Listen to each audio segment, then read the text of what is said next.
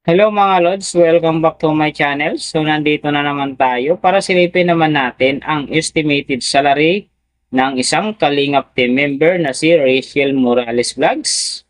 So suportahan natin ang kanyang channel mga Lods dahil siya ay isa din charity vlogger. Pero syempre, isama nyo na sa pag-support ng kanyang langga na si Ruel of Malalag.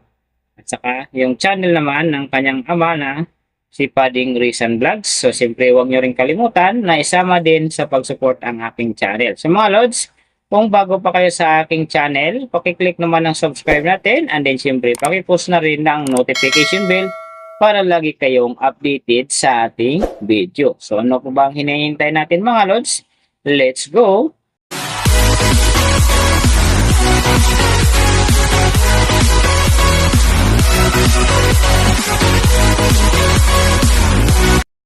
So mga Lord, si Rachel Morales sa ngayon ay mayroon ng upload videos na 338 and then mayroon na rin siyang subscriber na 229,000. So may video views naman siya ngayon na 25,422,498 and then yung kanyang country is PH. So yung channel type naman niya mga Lords naka-blank pa.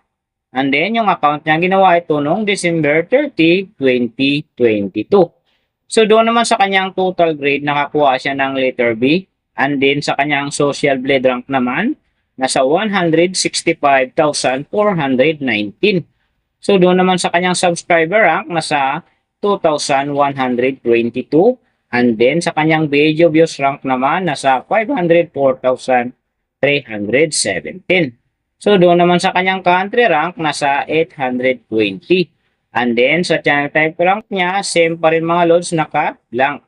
So, nakita na natin yung kanyang ranking. Silipin naman natin yung kanyang last 30 days na subscriber. So, nakakuha siya dito ng 6K. Ang kinaganda lang dito mga Lods, kasi ang kanyang percentage umangat ng 50.0%. Nang ibig sabihin nun, maganda ang pasok ng kanyang subscriber ngayon kung i-compare natin sa nakaraan niyang buwan. So doon naman sa kanyang views mga Lods, in the last 30 days, nakakuha siya ng 2.775 MUs. So maganda rin ang kinalabasan mga Lods kasi ang kanyang percentage dito ay umangat din ng 54.0%. So ibig sabihin nun, mas maganda din ang pasok ng kanyang views sa ngayon kung i-compare naman natin sa nakaraan niyang buwan. So mga Lods, nakita na natin yung kanyang ranking last 30 subscriber and then yung kanyang views. Silipin naman natin yung kanyang daily summary from subscriber, views, and then yung kanyang earning. So sa kanyang subscriber mga Lods, may nakita ako dito 2 araw na umangat ng tig 1K. Simula nung May 16, nakakuha siya ng 1K. Nasundan naman ito ng May 23, nakakuha ulit siya ng 1K. Kaya ang kanyang subscriber ngayon nasa 229,000. So, doon naman sa kanyang views mga Lods, yung magaganda rito, May 17, nakakuha siya ng 76,000. And then, pagdating naman ng May 19, nakakuha siya ng 219,000. Tapos, pagdating naman dito ng May 25, nakakuha siya ng 154,000. And then, yung last na medyo maganda pa sa kanya, yung May 28, nakakuha siya ng 115,000. Pero sinasabi ko mga Lods, maganda nga talaga ang kinalabasan dyan kasi nga ang kanyang percentage ay umangat ng 54.0%. So doon naman sa kanyang earning mga Lods, tingnan natin dito yung May 20.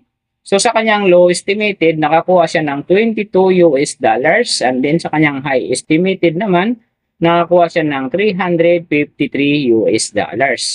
So ang mga yan naman mga Lods, daily summary lang, mas maganda kung silipin natin yung naka-round off na from daily, weekly and monthly para malaman na natin kung magkano na ngayon ang estimated salary ni Rachel Morales Vlogs dito sa YouTube. So unahin natin yung kanyang daily average. So sa daily subscriber, nakakuha siya ng 200 and then sa kanyang views naman, nakakuha siya ng 92,489. So doon naman sa kanyang daily low estimated ng kanyang earning, nakakuha siya ng $23. So, times natin sa 55, mayroon siyang 1,265. And then, sa kanyang daily high estimated naman ng kanyang earning, nakakuha siya ng $370. So, times natin sa 55, mayroon siyang 20,350. So yan mga lods ang kanyang daily average. So pupunta naman tayo sa kanyang weekly average. So sa weekly subscriber, nakakuha siya ng 1.4K. And then sa kanyang views naman, nakakuha siya ng 647,423. So doon naman sa kanyang weekly, low estimated ng kanyang earning, nakakuha siya ng 162 US dollars. So times natin sa 55, mayroon siyang 8,910. And then sa kanyang weekly high estimated naman ng kanyang earning, nakakuha siya ng 2,600 US dollars. So times natin sa 55, mayroon siyang 143,000. So yan naman mga lods ang kanyang weekly average. So pupunta naman tayo sa kanyang monthly average.